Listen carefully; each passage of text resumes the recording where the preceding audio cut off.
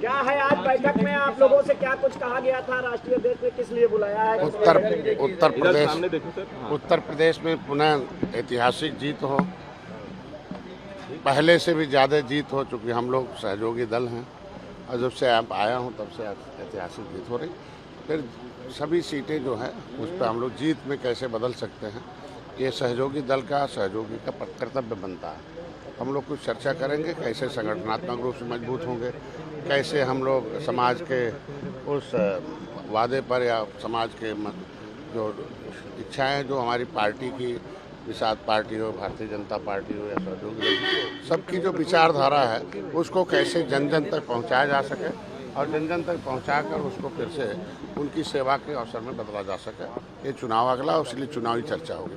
सीटों को लेकर भी लगभग मांगेंगे? अभी हम लोग जीत देते हैं, वो सीट देते हैं। मांगने वाले हमने निषाद राज के वंशज हैं, हम लोग देने वाले हैं, जीत देने वाले हैं, रावण को खत्म करने वाले हैं और हम लोग देते रहेंगे और जीत देते हैं। उन्होंने बहुत कुछ दिया और आगे भी देंगे। माननीय नितिन नवीन जी पहली बार भारतीय जनता पार्टी के राष्ट्रीय अध्यक्ष उत्तर प्रदेश में पहली बार आए हैं और आज 9:30 बजे एनडीए गठबंधन में जो शामिल दल हैं उनके साथ बैठक करेंगे।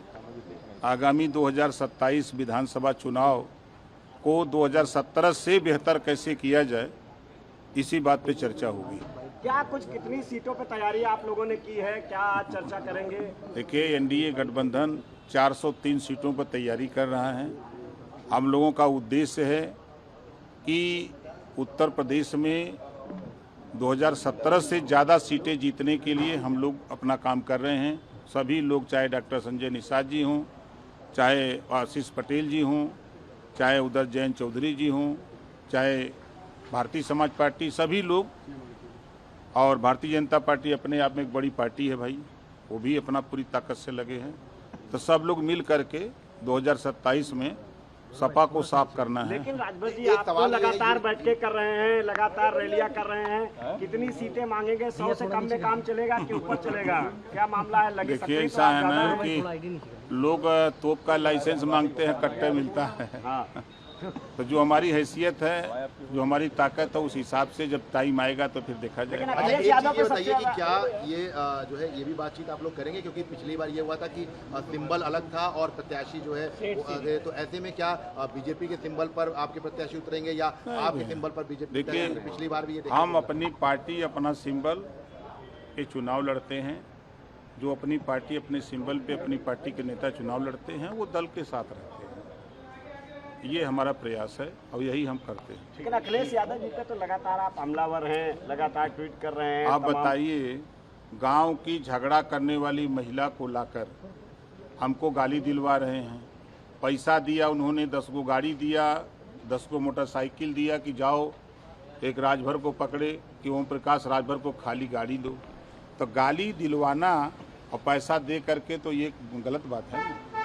तो हम तो 2 साल कुछ नहीं बोले, तो जब नाक के ऊपर पानी चला गया तो हमने कहा कि लो भाई, कुछ तो आप भी संभालो। 100 से कम में बात बनेगी कि नहीं बनेगी? उसे उतना हैसियत नहीं है। ठीक। माननीय राष्ट्रीय अध्यक्ष जी भाजपा श्री नितिन नवीन जी यहाँ पर आए हुए हैं।